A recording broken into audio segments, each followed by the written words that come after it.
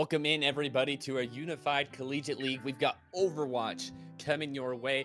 And for our matchup today, we've got Bryant, Stratton College, the Bobcats. They're currently 2-0, and they'll be taking on Penn West, California. Kind of confusing. You got California, Pennsylvania all in one name. It makes it for funny. But the Vulcans, they're currently 0-1. So we've got kind of two opposite sides of the coin for us today. My name is Red Rope. Joining me today is Captain Atsoka. Atsoka, pleasure for you to be on. This is my first time being with Unified, so I'm very grateful to be here as well. But as we start to look forward to today, man, what you looking for? Honestly, I'm going to be looking at the compositions, and I got to say, is it Red Rogue? Is that how you pronounce it? Or is Yeah, it dude, Red Rogue. You got, dude. Red Rogue. All right, awesome. Down. Again, you call me Red, though. Anybody in the chat, you can just call me Red. Got you. I got to tell you, like, being able to pronounce a name right on the first try is like the equivalent of a headshot for casters. Especially in our industry, it's like, yeah, when you get it first time, it's like peak. But anyway, what I'm looking forward to tonight is, again, maybe some different compositions. Like, don't get me wrong, the state of the meta where it's in is currently in the Ram Rush, a lot of Ramattra, which I love. I'm a big Ramattra fan, love Ramattra. It's always a good time when you run Ramattra. And we've been seeing a lot of Juno too, so that's what I expect to see. However, I think when you are getting into your second, third week of play here at the UCL, you're gonna have to bring something new to the table. You're gonna have to try something new. Like, we're all gonna be expecting the Ram Rush. So what you're really going to have to think of is how to counter it successfully, because last week, again, we saw a lot of that Ram Rush, and a lot of the times it was just who was better at executing this composition. So I really want to see someone actually counter it instead of just trying to fight fire with fire. And with that being said, again, with the addition to Juno, them becoming like one of the main support cores, like it's always Juno paired with somebody else. And when you look in hindsight and you're looking at how the season has progressed, it's almost as though Juno has completely eclipsed Moira entirely. We have seen little Moira action going on, not just here at the UCL, but in competitive Overwatch in general. Well, I'm glad, because you know what? I don't like playing Moira, and I don't like playing against Malga. So if Ramattra and Juno want to keep doing that, great. It's going to make for an excellent broadcast for today. I'm not sure if we have map bans up currently. Maybe I can get a producer to whisper inside my ear. So we've been told we're going to Lijiang Tower for our first map, and that's Boop Central. But I mean, you don't really see Lucio maybe as much anymore. You get to see more Juno and her speed boost. So it's gonna be interesting to see maybe some compositions. Do you maybe still expect the Ramattra to come out? Yeah, absolutely, 100%. That's what I expect. It's not what I would bring to the table, because like you said, there's a lot of boop potential, and I love the boops for, tactical reasons, but also mostly just for the funnies. I like being able to boop other players off the map. To me, it's where I get a lot of joy. I get a lot of fun that way. And so I do like my Lucio. I do like my Lucio. To me, Lucio has been one of the longest standing meta characters ever in Overwatch from season 1 till now. I mean, don't get me wrong, we haven't seen much of them lately with the addition to Juno, but again, still love Lucio. I like Farah, again, good boot potential. Winston, tried and true Overwatch tank, again, from season 1 to now. Great boot potential there whenever you're using their ult. So, I mean, these are characters that I want to see. These aren't characters I'm expecting to see. I'm still expecting the classic Ram Rush for the most part. I would like to see maybe a Doomfist. We have seen a couple of Doomfist picks, especially when we're starting off in Lijiang. So, we'll see. But with that being said, we do have one team that's like 2-0 or 2-1, and then another team that's currently like 0-1. So, honestly, it's really going to be up to them overall. We're not at like this top level, right, at Soka. You do sometimes see a little bit different strategy. Some teams might be really comfortable with a certain type of strategy. It might not adhere to the meta. I mean, looking at these ranks that we've been given, the Bobcats, they're all GM2, so very high level. And then you kind of go to the next one. Penn West, they're not even they don't have a rank put in, and they're 0-1. So I'd imagine they're not at a similar level to those guys. So maybe they try to do something different. The Vulcans, they could maybe bring out a different strategy. Maybe they do go to like a pharmacy and see if they can get something there, or maybe it's the opposite. Maybe those guys have the Bobcats. Maybe they have something kind of sneaky up their hands. And that's kind of what I love about the collegiate scene. You don't always see the same meta back to back to back. Yeah, agreed. Like, honestly, one of my favorite metas throughout the previous seasons was the dive meta. I absolutely love divey characters. I like characters that can penetrate the backline, go after the support, and just wreak absolute havoc. So again, I'm talking about Tracer, as annoying as they are, literally the mosquito of Overwatch, the most annoying thing to try and just swat off the back of your neck. Absolutely irritating, but love seeing them in competitive play. They're great. Also love a good Genji. Love a great Genji. And I was actually disappointed last week for the UCL because we didn't see any Genji at all. So I would definitely like to see some Genji come out today. Oh my goodness, that's tough. I mean, Genji can, you know, kind of be easily countered by Ram. Just like you come up close, you just get punched in the face. It's like you gotta back down, type of style. And dude, my thing was Widowmaker dive. Like when we had Widow dive and it was like Widow Genji. Oh my goodness, that was the best. But folks, we are underway. It looks like Bobcats will be in the blue. As for the Vulcans, they will be in the red as we are about to begin our best of 5 here on Lijiang. Oh boy, so currently as we watch our lineups, we both have maybe just a Lucio for the speed boost at the spawn. You can't always maybe make a reference of who's gonna do what until everyone's out of the spawn door.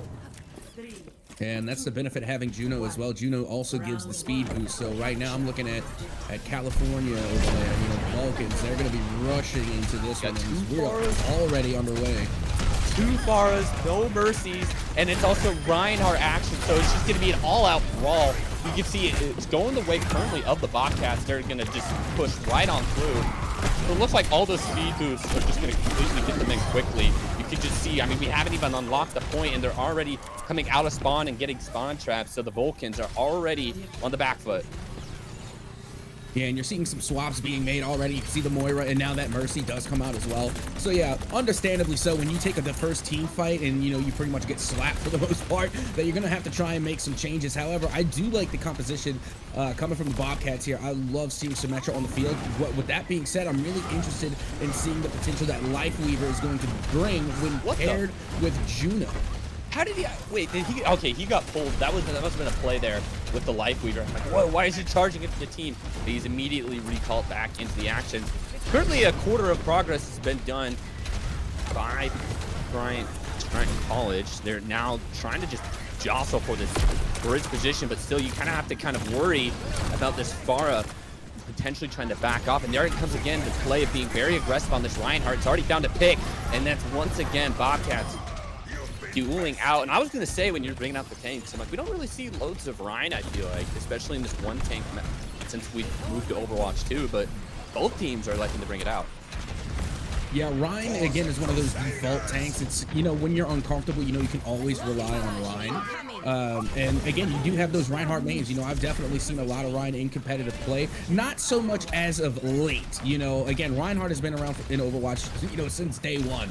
So again, they have had their time to shine. They have had their moments in the sun. So it makes sense that, you know, we see less and less of them. But however, you know Reinhardt is a tank that you can always kind of feel comfortable with, especially in some trickier situations. So again, it's just kind of one of those default tanks that everyone seems to be comfortable with. Well, I mean, whilst we're talking about that, Bobcats are now living in their spawn. They have popped multiple off. There are kills going multiple ways, and ooh, it looks like a little trip off the map coming in from the Juno. But right now, Bobcats are kind of being forced back, but they're only 10 seconds away from completing this objective. Heel's coming out from set. He has a great position, but it's not going to really matter too much now. The Vulcans are going to start the flip. They will just before the 99 mark. Yeah, and you know what? Again, this was also a pretty good counter pick. Was coming from Groovy, being able to switch over to that switching over again to the hit scan, being able to really lay down, because that's what you need to counter Pharah. You need some type of hit scan. So the fact that they were able to make that switch and, you know, kind of try and combat Pharah, I think is going to be a good change of pace. It's going to be an opening pick once again for Pantera. He's just trying to jostle, but so is Salen. He's going to go into the objective, but look at his ultimate. He does have it. He's down to 40 HP. He has to just do a little do-si-do around the objective, but the Symmetra comes in close. There's no healing for, and that should be a flip for Bobcats, as well as the first point of our opening map on Lijiang. And once again, we're seeing the Bobcats and how aggressive they can be. I mean, their strategy was on point. They are very aggressive with the Juno speed boost. And then they also have a charge. And then if anybody gets a little overzealous, what do? They just gotta life grapple you back and cool you down. Love the aggression coming in from Bryant Stratton. And it's gonna give them the first map. I'm curious, are we gonna, I bet we'll see the Pharah switch if it's not as effective on a point like this, but a great start. Yeah, and that's one thing that I've actually noticed coming from the side of the Bobcats is that they haven't really made two or any changes to their composition, even throughout that entire last bout in round number 1. Now here in round number 2, it seems like they're sticking with their picks. Again, there goes Proto on the Pharah. We're seeing the Life Weaver, Juno, Symmetra, and that is another thing that is actually interesting coming from Manually to come onto this and set up the Symmetra. That's going to be interesting. I mean, again, if you could finesse with this character, by all means, let it rip. Yeah, we thought, like, maybe last round, I thought at least it was going to be a switch up. Oh, both tanks off the map. Oh, you didn't maybe dislock your charge. So Pantera is going to take as well the Reinhardt with him. But it's still going to benefit the team that's already up. So Bryant and Stratton, they have some good control, and this Symmetra is going to be even more difficult. You can see what I like to call the microwaves that are just sitting above. All those turrets are just ready for anybody that pushes over by that mini. But so far, this is a great position for the Bobcats, and they can just hold and wait for California to do something. Yeah, and again, both sides having this Juno here. I mean, I'm looking right now at Ninwai as, you know, we've been seeing them really just kind of poke and prod at the opposition as well. That's something you have to remember about Juno is that, you know, not only can they heal, but they can also put out a decent amount of damage. And I guess technically you would call this a hit scan. I mean, yeah, it's burst shot, but again, they're just able to deal out a consistent amount of damage, especially with the clip size that comes with Juno. So again, a lot of potential here. And Ninwai, again, has been using the character rather successfully. But still, it continues to be a heavy press, and the spawn doors is what stays the Kiriko. That's what Tommy Wolf was able to dodge. And here comes a Symmetra wall being placed as well. And it's, look at all this space on the outside of the map that this Pharah has to just kind of fly up above the spawn. And it's just multiple lines of sight onto these spawn doors. And Bryant, they don't care. They will take you all the way to where you live. And so far, they just continue to do this. Oh, and here comes an ultimate being popped. Oh, but a charge shuts it down. Kills are still going back and forth. The Reinhardt's trying to return to the action. This should be an opportunity for Penn West to maybe capitalize on this objective. There's kind of multiple fights happening across the map. The May is now being picked and coming into action. A headshot onto the Pharah with the projectile ice cube. And a Shatter's being invested as well. So still, the fight's not over with. There's a Life Weaver and a Reinhardt trying to contest, and the Symmetra is also back. So it's kind of chaotic. That extended spawn push we saw from the Bobcats just bought them another fight to maybe defend. They're now at 85%, and they have a team wipe. Wow, what a long extended fight, and it ends up benefiting the Bobcats. And the spawn Shatter coming through, they just do not rest. I can't get a moment to catch my breath. They just continue to push through, and the aggressiveness from Pantera takes them off the map. What else is happening? You've got an Ashe that's going to held the line. And map 1 is going to be going to Bryant Stratton College in dominant, aggressive fashion. This is my favorite type of Overwatch that we just saw. Just the Reinhardts going in on each other.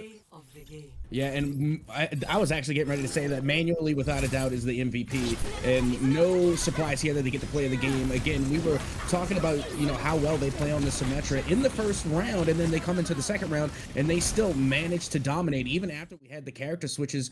On the other side, they decided to bring out May, and we thought that was going to be an issue. But going up against Manually on that Symmetra, it ended up being a non-issue. Again, they absolutely popped off, and I'm going to be interested to see on what they bring to the table moving forward, if they're going to be sticking with the Symmetra, or do they have any other characters in their back pocket. I think for Bryant, the only time they looked vulnerable was when they were so far forward into their spawn where they're kind of getting caught out. So I'm kind of curious to see in the future moving forward. Maybe they don't go so aggressive on their pushes. That could be some sort of adjustment, but it actually kind of bought them a fight. They lost that one all the way pushed up, and then by the time they were back, so was Pennsylvania. I'm curious. So as we start to look forward at Soka, we just saw super aggressive. How do you maybe try to counter that aggression? You got to go for heavy punish, and that's the thing though, like, you're allowing them to push in, and if you're going to allow them to push in, then you're going to have to be prepared to punish. Again, you can't have them push you all the way to your spawn. You're going to have to single out at least one character at a time, and this is where like a really divey character can be beneficial, because again, they're going to be pulling their focus onto this dive character like a Tracer or a Genji. I can't tell you how many times I've seen teams get completely distracted because they can't pin down a Tracer or they can't pin down a Genji. So you have to try and come up with a way to draw attention from, you know, your back line, and then you just make it to where you can actually get out of your spawn, because every single time they're getting pushed all the way to the grid, and they just can't find themselves on the objective. And when they do find themselves on the objective, it's only for like 10, 30 seconds, something to that effect, where they can get some points on the board, but it's not enough to make a significant difference. So again, they're gonna have to change up the composition because they're trying to match Rhine for Rhine, and I understand it, I get it, it makes sense, but right now it just feels like the Rhine coming from the Bobcats is just a little bit too strong. I mean, for me, if you get in a Ryan v1, you don't disobey the Ryan 1v1. You stay locked in. You got to keep going and try to just outshatter the team. But I think you make a great point. Right now, the matchup isn't working. And as much as my philosophy is awesome, you probably should maybe stray away and try something else. And I kind of like that suggestion. Maybe just try to outmaneuver them with some dive. Maybe you can work around it. Maybe put some players in more solo-based characters like a Tracer and see if you can just get some pop-off moments. Because they were really struggling as a unit to just sit down and maybe try and find something. And it felt like Bryant Stratton was just having their way on the map. Yeah, they definitely took control. And not only that, but they had a lot of maneuverability. Like, again, I was questioning the Life Weaver, but there were a couple times where we saw the boops go off the map, right? Well, there was actually a play that I managed to catch. Again, you blink and you miss it, but there was a play where someone got booped from the Bobcats, and the Life Weaver was able to snag them and bring them back, and that was absolutely sick. And they were able to play around the corner, and of course Farah as well was able to fly around the corners as well. And they just had so many good plays that involved mobility that they were able to capitalize on. But here we are, we're going to King's Row. I mean, who didn't see this coming? Dude, King's Row is like the map. This is my favorite map, and it's the map for Reinhardt. And we also have some Widowmakers, so it's a Widow duel. Oh, we've got an Ashe as well. It's gonna be chaotic in the skies. I think Salen's thinking about maybe taking a different rotation, but they have all sights set up on this Widow and Spawn. We're gonna have a Rhine 1v1. We're gonna be having a Widow duel. There's also an Ashe, a Lari. It looks like a completely different type of composition for this. Oh, and great shots from Manually. Yeah, I didn't want to make the prediction, but I'm sorry. I just didn't think you were gonna out Widow Manually. Like, we've already seen what Manually can do on the DPS role, and honestly, when they set up a Widowmaker, I'm expecting them to get head clicks, and so far they have not disappointed. Still on the Widow, it looks like there's no changes composition-wise coming through from California as they try to push through their attack, but a different position for the Widow this time around, coming on the ground floor with the team. So it doesn't offer you really a different angle, but you are more hidden from Manually, who hits another shot, this time out to the Bastion, but a counter snipe comes through. And you were talking about how good it looked the reverse way, but now it's Proto who's going to get onto that. A counter charge also comes through, so this is going to benefit the defense in the end. But how many more kills can they get on the stagger? The sleep comes through, the Reinhardt with the pin, all the pressure coming on. And you know what, that's something that is also interesting to me, is that, you know, for the first time in a long time, I'm watching an Overwatch match that doesn't have Juno in it. Again, you're looking at the support pool. We have the Iati, and then we have Ana, who is, again, my favorite Overwatch character. I love Ana, love the anti-nade, love everything that comes with it. So again, love seeing Ana finally getting some shine here, and I'm ready to see some pretty sick anti-nades. Well, the window is going to be coming out from the Baptiste. But still, nothing was open from it. But Manually is the one who's going to benefit, actually.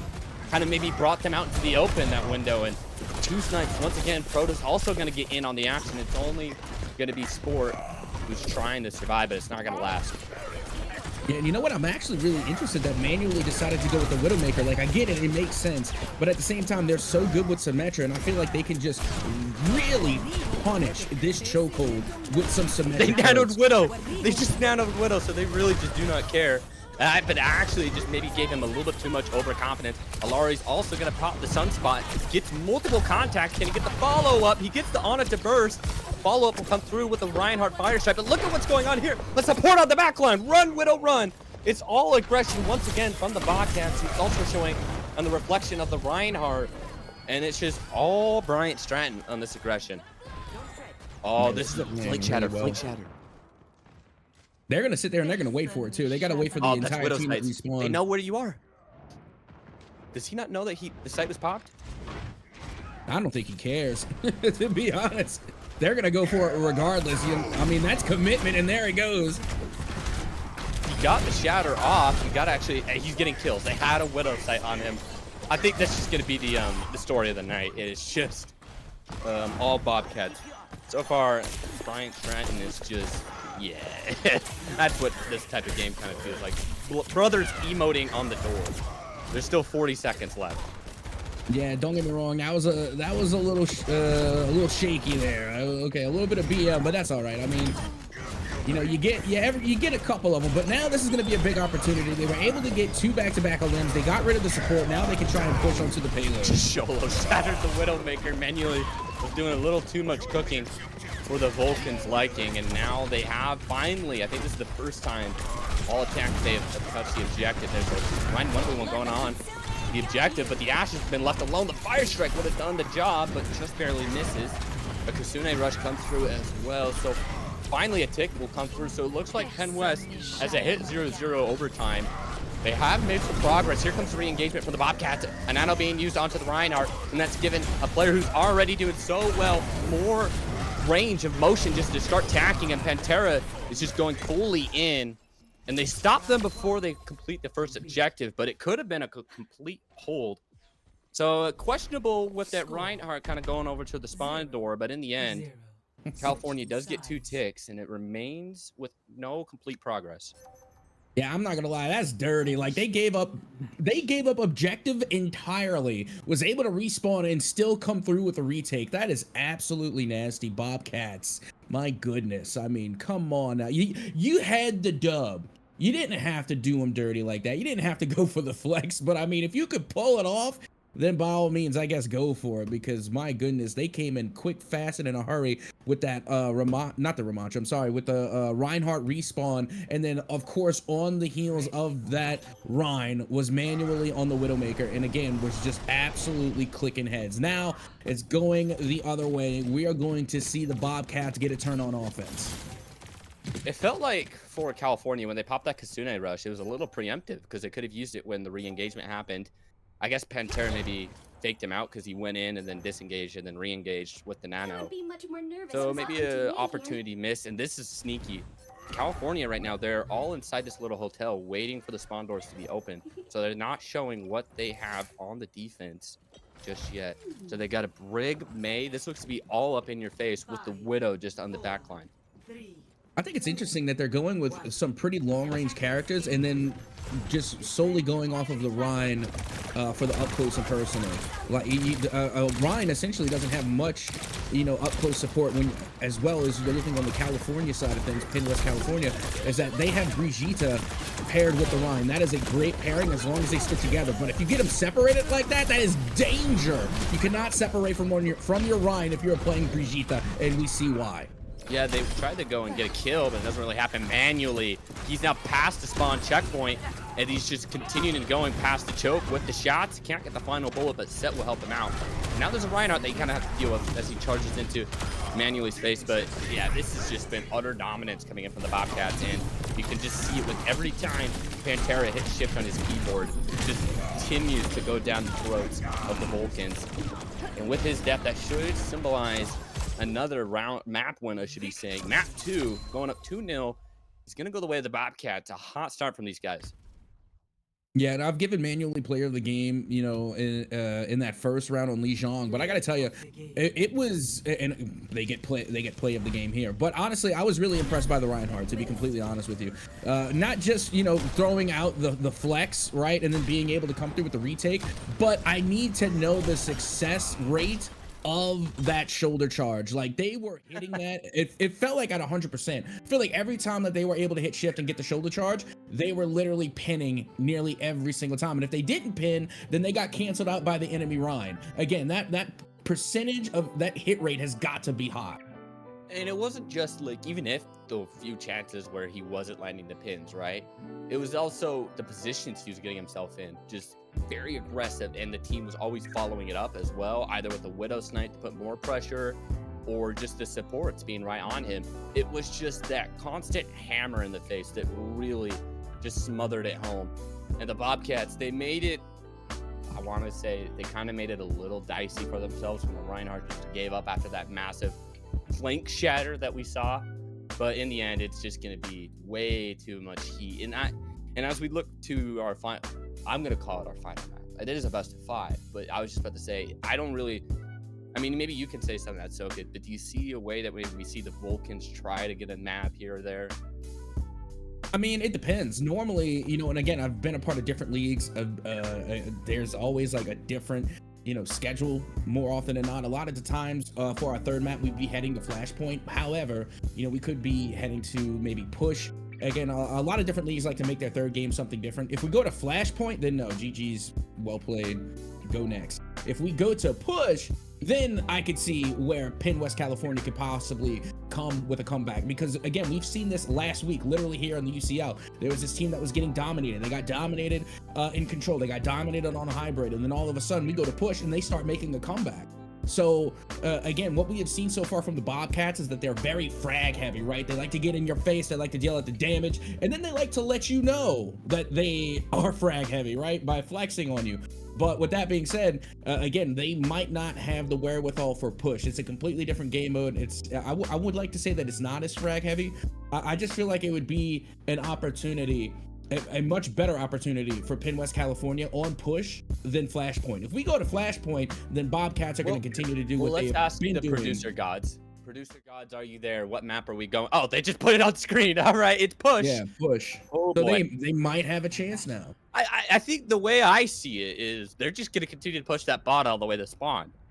But I do agree with you. Like this game mode can be dicey, but I think it also can allow for some complete dominance. Still, I think backs are up against the wall completely for the Vulcans, as it's currently 2-0 in favor of the Bobcats. We're going to be seeing a Winston potentially. So we have seen a lot of different looks. It looks like we're going to be seeing more dive. It's Lucio, it's Juno. A lot of speed coming at this team. Absolutely. And not only that, but this is more, I guess, not necessarily like an OG comp, because clearly you have Juno there, but look at the speed. Like you said, they're bringing in the Juno, they're bringing in the Lucio. That is 2 different speed boosts already off the rip. But, you were seeing the Winston and the Wait, Lucio manually's pair. on Lucio. He's not even on the Widow. That's crazy. Just because we already, again, like, this is the point where they know that they are feeling good. We know that they know that they have a tremendous lead here. So now they're going to switch roles and have some fun with it.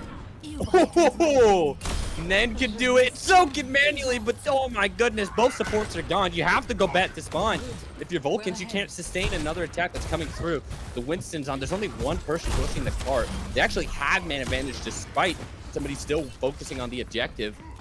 But man, the robot's being pushed, bomb pressure's being applied, and Widow Sight's probably going to be popped very soon. The Winston's also getting inside the mix. It's just all out aggression. And this is what I was expecting if we went to Push. It's just complete dominance. And once again, it's just the Bobcats who are the ones exerting their will in the match. Yeah, I was about to say, where's the robot? As a matter of fact, I didn't even realize where the robot was, because the Bobcats are doing exactly what they said. What I said they were going to do. They're just going completely frag heavy. Again, they're not even playing. I mean, the robot's still moving. It's still going forward. But right now, it just feels like the Bobcats are playing TDM. Dude, if they went to pick Widow every map, that'd be fine, because they could probably win with the amount of gun skill they have on this Widow. We need a 1v1 between Manually and NY and see who's the better Widow. But meanwhile, Sojourn is just hanging out, pushing the bot, watching your team absolutely annihilate Penn West. And at this point, it's just kind of a massacre. I'm wondering if Protoss is trying to figure out how to maybe get the cart to push himself so he doesn't have to really worry about it.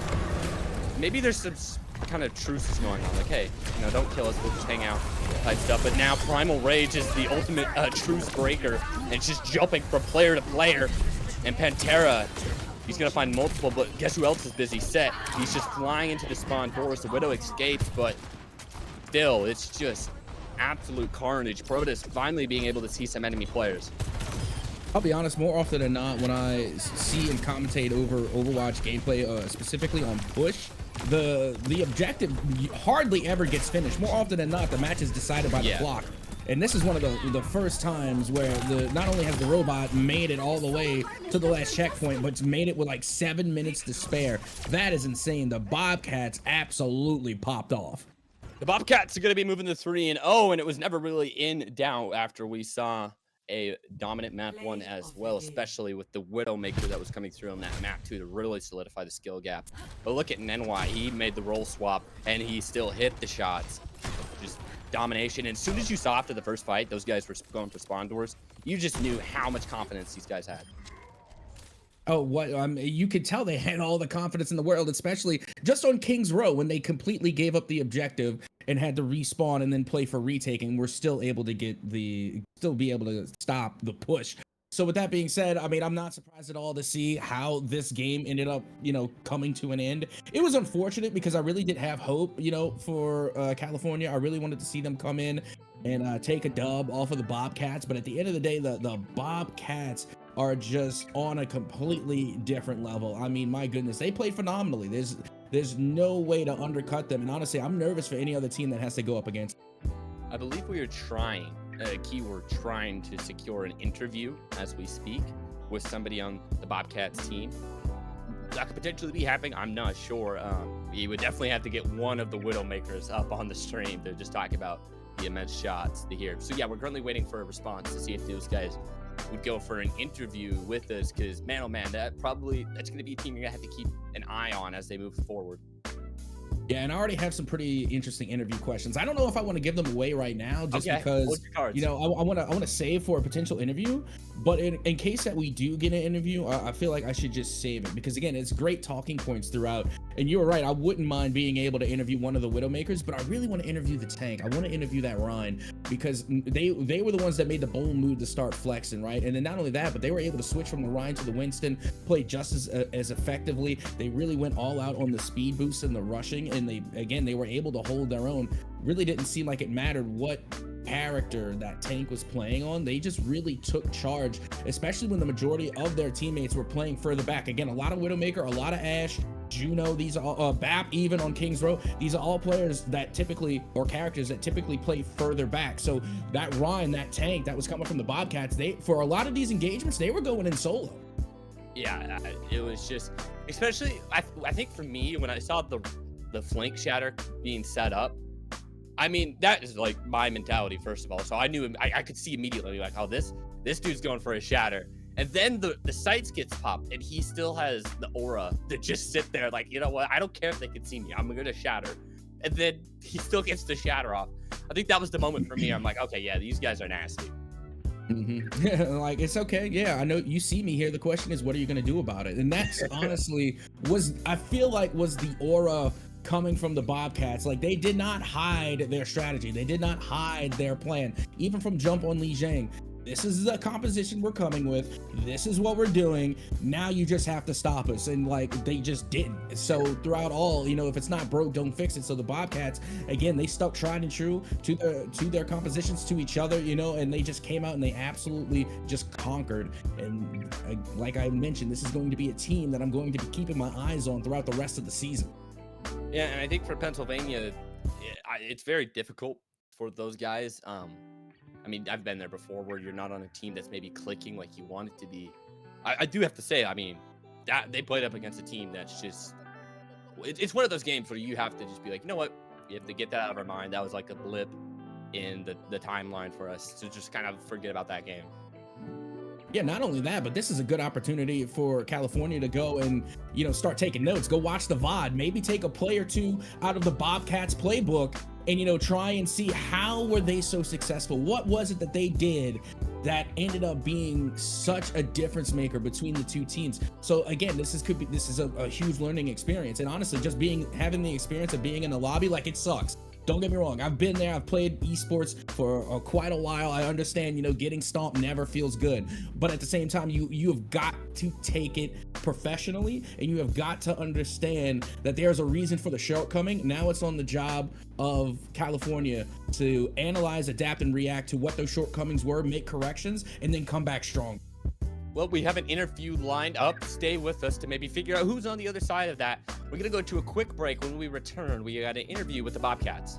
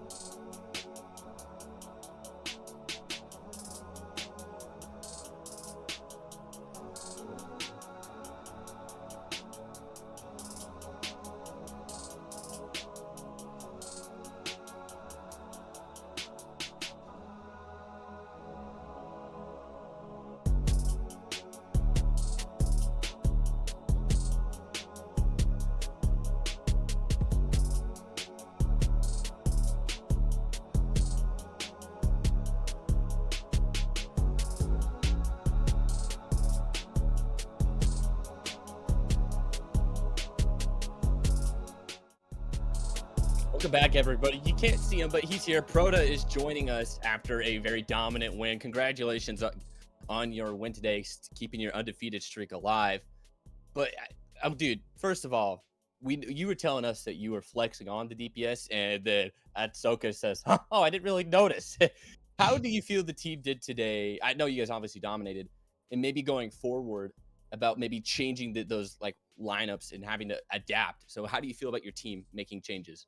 I think our team is really good, and for a majority of the teams in the tournament, we can all play whatever we feel like we want to play on that day. There is one team that I guess we would have to main roll for, and that'll Oh, be pretty you want fun. a name drop? Bryant Cliff might be Okay. a little close. I don't know. All right. Well, keep your eyes on that matchup. And for you specifically, Proto, I gotta get this out of the way because we were speculating on the push map. We saw you and the robot, and you're just sitting there, alone in the background, just maybe looking for some friends.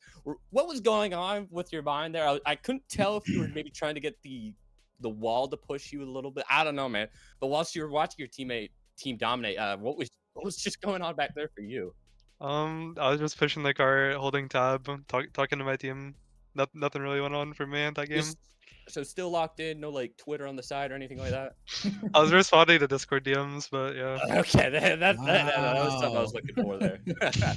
Oh, my man was going through the noties while playing Overwatch. My goodness. Anyway, I want to ask you more about the esports program over there for the Bobcats. Do y'all have like an arena or like like a LAN center where you guys get to like come and play together, or are you like in your dorm separated? Like what does the practice regimen look like there for the Bobcats? Yeah, the school, well, we have multiple campuses, and the school I go to has an arena. Not all of them do. Mhm. But not everyone is online. I mean, not everyone is in person as well. So some people don't see each other, or So sometimes we'll only see each other at LANs. so what is the like a ratio? Would you say like two of the players are on campus, four of the players? This semester we have one Overwatch player, and the last 2 years it was basically all of us. So it's a Okay, little different this semester.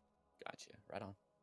And you know what? Another thing that I wanted to ask you, not only your major, because I feel like that's just like kind of like a generic question, but I want to ask you, how does it feel playing for university than it does playing in just like a regular competitive sense? Like, I've imagined that you've played Overwatch for a while. How is it going just from playing Overwatch, just for fun, for gigs with the homies, to actually playing on a competitive scene for your university? Like, how does that feel? It actually feels the same because I've always been competitive in Overwatch, and like before college I did high school, so just having to do the extra work while competing is, nothing really changed the past couple of years. And I wanted to actually ask you about that. What has kind of been your journey? I actually was a little similar. Dude, I had to grad competitive. I had to take it super seriously. And then I did the same in high school Overwatch. So what has been your journey, Proto, going through Overwatch and getting to your school? I'm actually fairly new in the scene. I came in at about early 2022, and that's also when one of my friends told me about the esports program, so I joined. And we actually have been together for a while now, and our team we've been ranked top 10 quite a few times on the Okra thing. So I okay, so you yeah. joined in 2022. What were you playing before then? Before then, I was playing Overwatch, but like ranked. I wasn't really joining teams. Okay. I also played a lot of Valorant and Rocket League. Those are games I also competed in and was pretty high in. Right on, right on. Atsoka, did you have a question for my boy? No, I think honestly we pretty much covered all the bases. And you had already discussed already. The only final question I had is like, who do you? I mean, clearly you guys are a dominant team, but I guess my end all question, which you kind of already hinted to, is like, who is the one team that you really see as a threat? And I think you mentioned Briarcliff, right? Yeah, So you all right? So you got your eyes on Briarcliff. Yeah, I mean, you did allude to like if there's one team I feel like we have to lock in. So Briarcliff, mark that a circle on the calendar for those guys. But moving forward, Proto, obviously you feel very confident as with that answer. What do you think is your expectations for your team this semester? this semester I'm expecting us to not drop out of the top 10 in like rankings and probably go for top 8 in homecoming minimum. All right, minimum top 8. I love that. High goals for you guys. Well, thank you, Proto. Congratulations on your win and best of luck in your futures matches. Hopefully, we get to see some more aggressive Reinhardt Juno play. 'Cause personally, that's way much better than the previous metas.